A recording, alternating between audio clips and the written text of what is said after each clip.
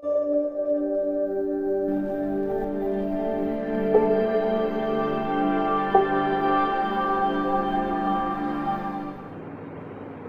Everyone, welcome to agriculture vision online platform. Myself Sandeep Beniwal. आज अपने इस वीडियो में क्लास 11th का 5th लेसन को कंटिन्यू करेंगे, जिसका नाम सिंचाई एवं जल निकास है। इसमें अपने सिंचाई के बारे में बात कर चुके थे। सिंचाई की परिभाषा क्या होती है, सिंचाई के महत्व क्या होते हैं और सिंचाई के स्रोत कौन कौन से हैं। स्रोतों में अपने एक नहरों द्वारा सिंचाई पढ़ ली थी। इंदिरा गांधी नहर और गंग नहर के बारे में अपने जानकारी प्राप्त कर ली थी। आज अपने तालाब, कुएं, इन सब की जानकारियां प्राप्त करेंगे। स्टार्ट करते हैं अपने सिंचाई एवं जल निकास। सिंचाई एवं जल निकास। तो सिंचाई के स्रोत के बारे में अपने बात कर रहे थे।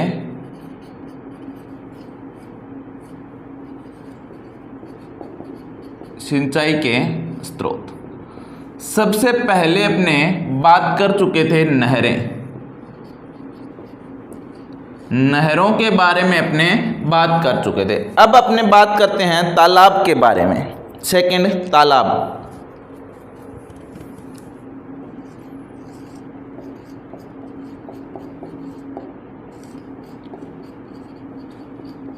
जिनको इंग्लिश में टैंक्स बोला जाता है, तालाब या टैंक्स।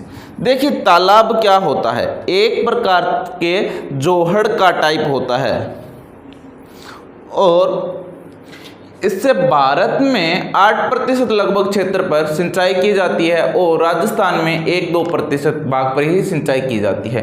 राजस्थान में मुख्य रूप से भीलवाड़ा में तालाबों से सिंचाई की जाती है। ठीक है, इसको लिखते हैं अपने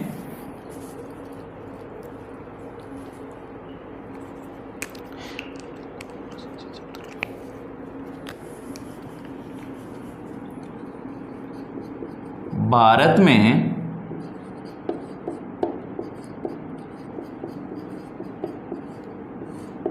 तालाबों द्वारा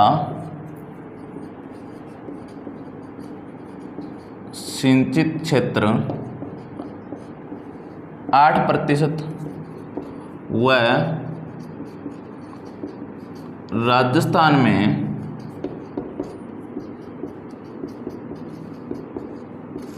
तालाबों द्वारा सिंचित क्षेत्र 1.5% है। यह तो है राजस्थान और भारत में तालाबों द्वारा सिंचित क्षेत्रफल। राजस्थान में भीलवाड़ा, टोंक में तालाबों द्वारा सिंचाई की जाती है। कहाँ की जाती है? टोंक व भीलवाड़ा में, राजस्थान में टोंक व भीलवाड़ा में मुख्य रूप से तालाबों द्वारा सिंचाई की जाती है। अब अपना तीसरा देखते हैं, कुएं।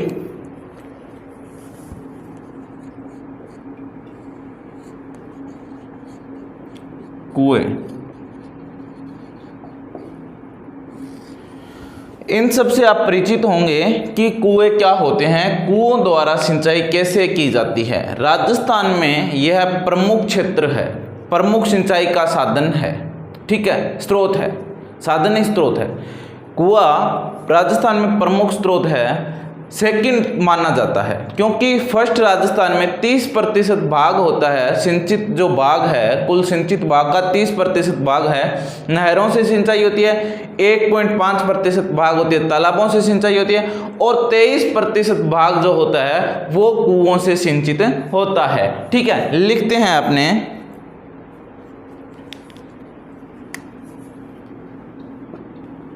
राजस्थान में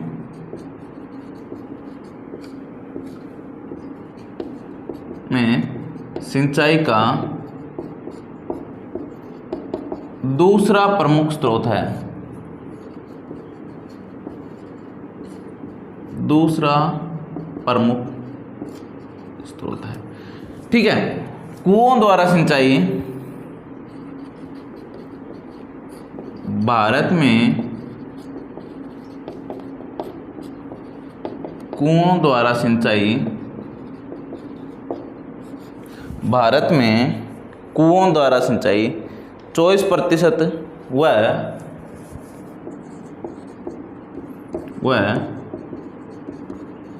राजस्थान में 23.20% भाग पर की जाती है।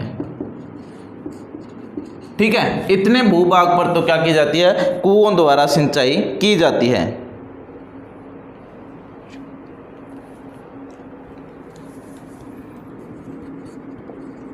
कुओं द्वारा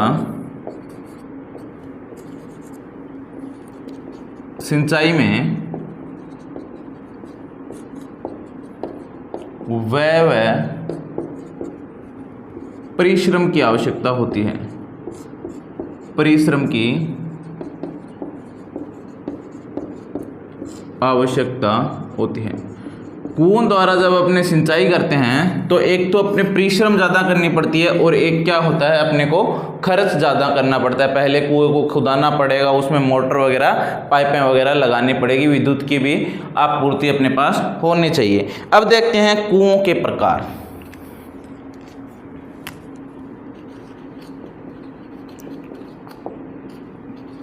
कुओं के प्रकार, कौन कौन से कुओं के प्रकार है। एक नंबर अपने बात करते हैं अस्थायी कुआं। अस्थायी कुएं। अब अस्थायी कुएं क्या होते हैं, जहां पानी का स्तर ऊपर होता है, यानी कि पानी बहुत ही ऊपर स्तर पर होता है, वहां पर ये अस्थायी कुएं बनाए जाते हैं। जो किसान निर्धन गरीब होता है वो किसान इन कुओं को बनाता है। इन कुओं की गहराई 10 से 15 फीट तक रखी जाती है। लिखते हैं अपने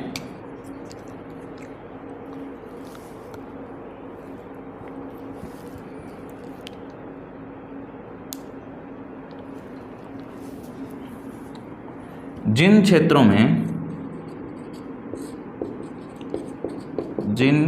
में जल स्तर ऊंचा होता है तथा किसान निर्धन होता है, उन क्षेत्रों में यह कुएं बनाए जाते हैं। इनकी सामान्यतः गहराई 15 से 20 फीट होती है व इन्हें 1 या 2 वर्ष काम में लिया जाता है। काम में लिया जाता है। ठीक है, ये था कि इनको जहाँ किसान गरीब होता है वहाँ पर इनको काम बनाया जाता है, और जहाँ का जल स्तर ऊंचा होता है वहाँ पर इन कुओं को क्या होता है, बनाया जाता है, और इनकी गहराई होती है वो 15 से 20 फीट तक रखी जाती है। ठीक है, अब दूसरा अपने बात करते हैं स्थायी कुआं।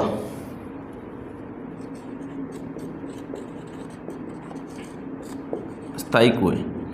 अब स्थायी कुएं क्या होते हैं कि 2 प्रकार के होते हैं। स्थायी कुएं भी कितने प्रकार के होते हैं, 2 प्रकार के होते हैं। सबसे पहले अपने बात करते हैं कच्चा कुआं। कच्चा कुआं, तो ये क्या होते हैं कि कच्चे कुएं कहाँ बनाए जाते हैं, जिन क्षेत्रों में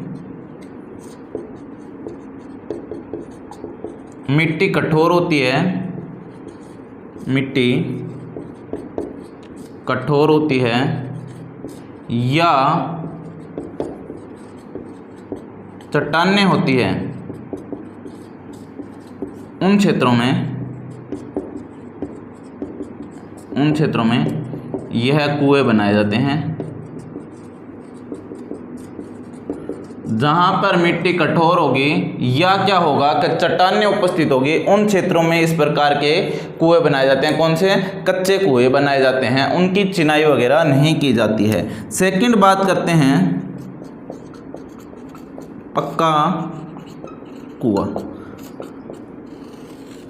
पक्का कुआं क्या होता है? इनकी खुदाई तो अपने कच्चे कुएं की तरह ही करते हैं, परंतु इनमें क्या होता है कि अंदर जैसे जैसे खुदाई करते हैं वैसे वैसे क्या करते हैं, चिनाई कर दी जाती है, तो अंदर से ये क्या हो जाते हैं, पक्के हो जाते हैं। इन कुओं की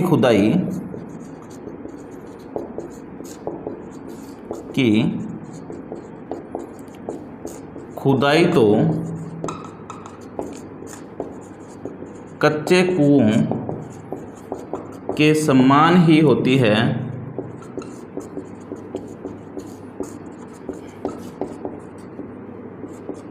परंतु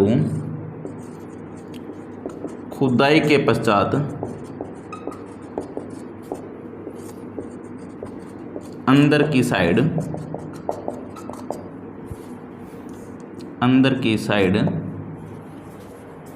चिनाई कर दी जाती है, चिनाई कर दी जाती है। इनमें क्या कर दिया जाएगा, चिनाई कर दी जाएगी।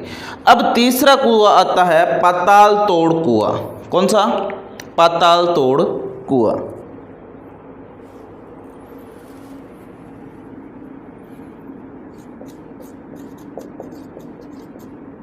पाताल तोड़ कुआं।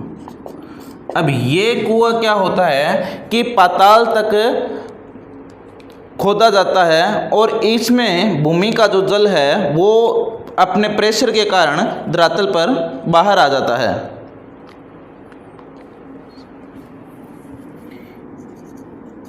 इनमें भूमिगत जल स्वतः ही दबाव के कारण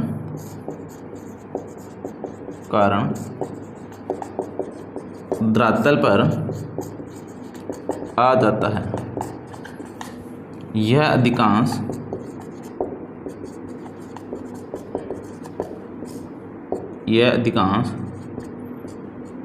उत्तरांचल में खोदे जाते हैं, उत्तरांचल में बनाए जाते हैं।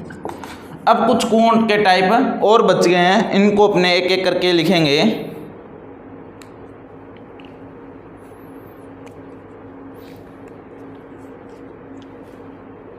जल्दी से इसको नोट कीजिए, इसके बाद में आप ये अपने कुओं का टाइप देखेंगे।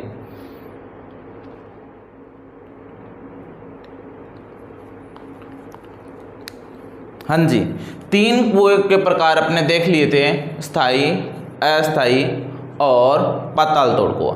अब अपने चौथा अपने देखते हैं नलकूप, डी।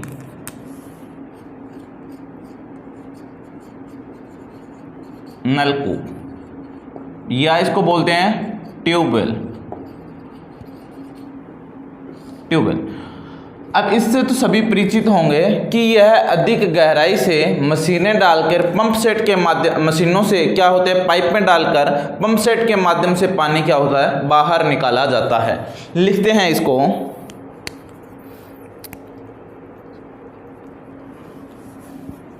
ट्यूबवेल में पानी, ट्यूबवेल में पानी सबमर्सिबल पंप की सहायता से निकाला जाता है, सबमर्सिबल पंप की सहायता से निकाला जाता है। अब अपने लिखते हैं भूमि की अधिक गहराई से पानी प्राप्त करने के लिए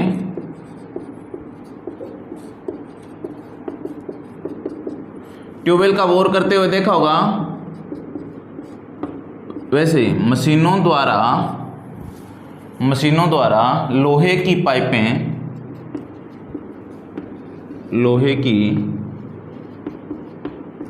पाइपों को भूमि में दबा दिया जाता है। अब भूमि में लोहे की पाइपें दबा देंगे जिससे मिट्टी नहीं आएगी और साइडों से मिट्टी नहीं आएगी, और सबमर्सिबल पंप की सहायता से क्या किया जाता है, पानी निकाला जाता है। अब आता है अपने अगला बात करते हैं। फर्स्ट अपने था नहरें, दूसरा तालाब, तीसरे कुएं, चौथी बात करते हैं अपने झील।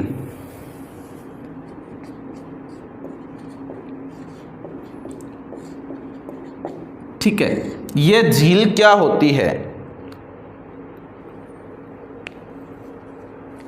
जब भूमि में किसी प्राकृतिक कारणों से, जैसे अधिक बारिश के कारण ढलान वाले क्षेत्रों में क्या हो जाता है, पानी इकट्ठा हो जाता है, उन क्षेत्रों को क्या बोला जाता है, झील बोला जाता है। जैसे नदियां होती हैं, नदियां कंटिन्यू बहती रहती है, पहाड़ों से आती है, ये प्राकृतिक कारणों से क्या होता है कि धीरे धीरे पानी इनमें बहने लग जाता है। निचले क्षेत्रों में, ढाल वाले क्षेत्रों में सामान्यतः ये होता है, उनको झील बोलते हैं। और झील आगे देखेंगे दो प्रकार की होती है, खारे पानी की और मीठे पानी की।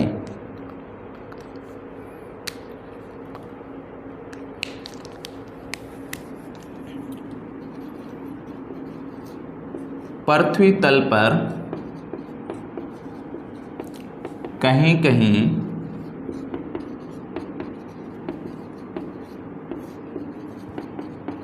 प्राकृतिक कारणों से निचले स्थान विशेष में जल इकट्ठा हो जाता है।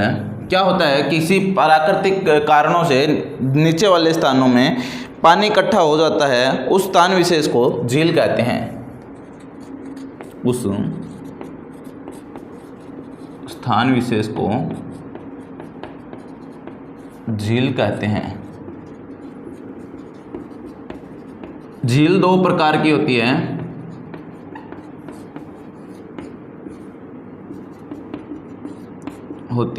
एक नंबर खारे पानी की झील और 2 नंबर मीठे पानी की झील। खारे पानी की झील और मीठे पानी की झील, ये झीलें क्या होती है, 2 प्रकार की होती है। इसके बाद में अपने बात करते हैं झरने।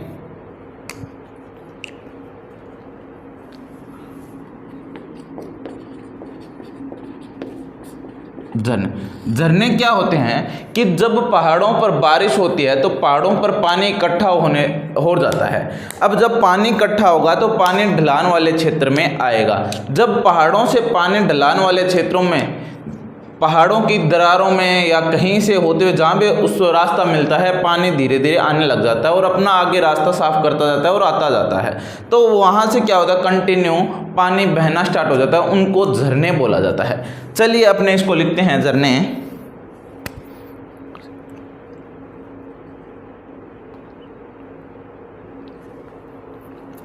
वर्षा के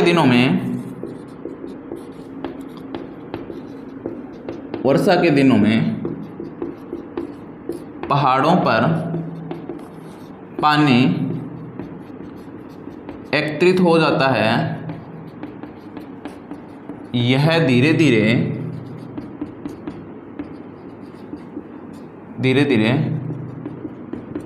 पहाड़ों की दरारों से रिसना, यानी कि धीरे धीरे चलना स्टार्ट करता है, प्रारंभ करता है और झरनों का रूप ले लेता है। झरनों का रूप ले लेता है, ये होता है झरने। इसके बाद में अपने बात करते हैं बावड़ी।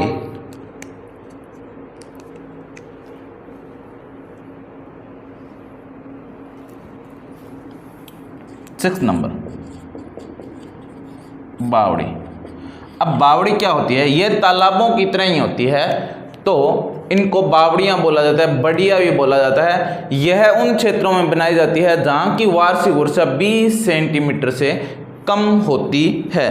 ठीक है, लिखते हैं यह छोटे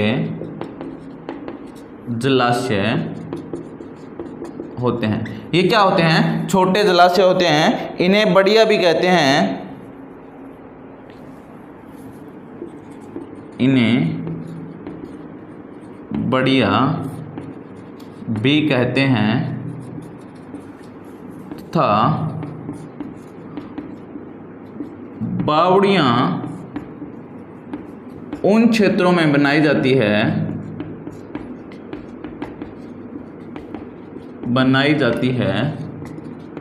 जहां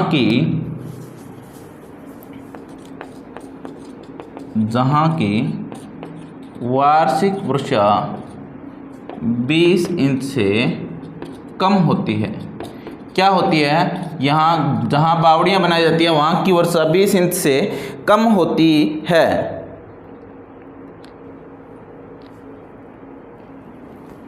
यह जल को संग्रहण, वर्षा जल को संग्रहण करने की परंपरागत विधि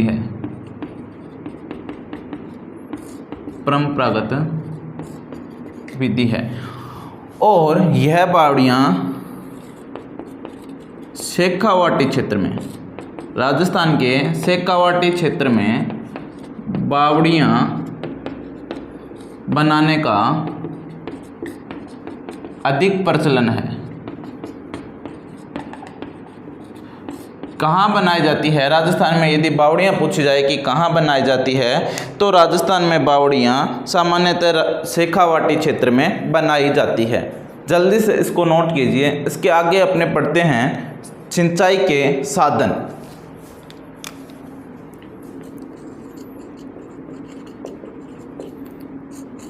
सिंचाई के साधन। अब बात करते हैं सिंचाई के साधन कौन कौन से हैं। तो साधन क्या होता है,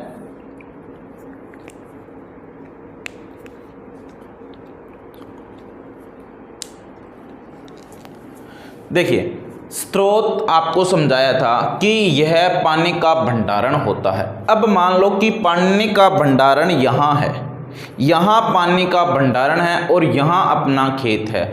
इस पानी के भंडारण को अपने खेत तक पहुँचाने के लिए, ये तो होगा सिंचाई का साधन, ये तो हो गया साधन। यहाँ पे पानी एकत्रित है, वो तो हो गया साधन। इसको अपने खेत तक कैसे पहुँचाया जाता है, या तो भूमि के अंदर होगा ये जैसे कुएं और ट्यूबवेल में, या भूमि के ऊपरी स्तर पर इकट्ठा करके रखा होगा जैसे झरनों में होता है, झीलों में होता है और डैम में होता है। ठीक है, नहरों द्वारा जो सिंचाई करते हैं वो जानते होंगे डैम क्या होता है। तो यहाँ से पानी अपने खेत तक पहुँचाने के लिए जिस चीज़ का उपयोग किया जाता है, या पानी को उसके सोर्स से लेने के लिए जिसका उपयोग किया जाता है, उसको सिंचाई के साधन बोला जाता है। जैसे रहट, चरस, ढेलकी, पंप सेट। ठीक है, ये सारे क्या होते हैं, सोलर, ये सारे क्या होते हैं कि सिंचाई के साधन होते हैं। सबसे पहले अपने लिखते हैं सिंचाई के साधन की परिभाषा और लिखते हैं कि सिंचाई के साधन कौन कौन से होते हैं। फिर अपने सिंचाई के सारे साधनों की जिक्र अगली वीडियो में करेंगे। आज के लिए बहुत होगा इतना। अपने परिभाषा और उसको लिख लेते हैं। ठीक है, जिसने वीडियो अभी तक लाइक नहीं की वो वीडियो को लाइक कर दीजिए। सिंचाई के साधन,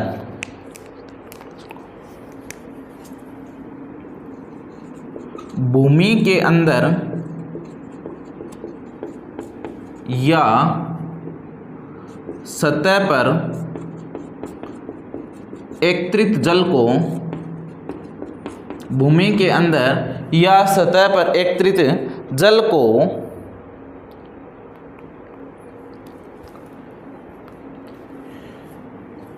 जल को सिंचाई के लिए खेत में उपयोग करने हेतु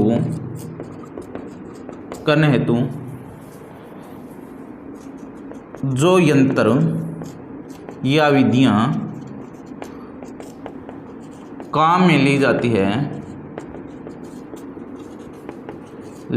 है इन्हें सिंचाई के साधन कहते हैं। अब देखते हैं सिंचाई के साधन कौन कौन से हैं। उदाहरण लिख लेते हैं। सबसे पहले सिंचाई का साधन अपने लिखते हैं ढेलकी। अब सब कल फोटो में देखेंगे ढेलकी कौन सा होता है, रहट कौन सा होता है, चरस कौन सा होता है, पवन चक्की कौन सी होती है। ये सारे सिंचाई के साधन हैं। पंप सेट ये सारे क्या होते हैं, सिंचाई के साधन होते हैं। बर्मा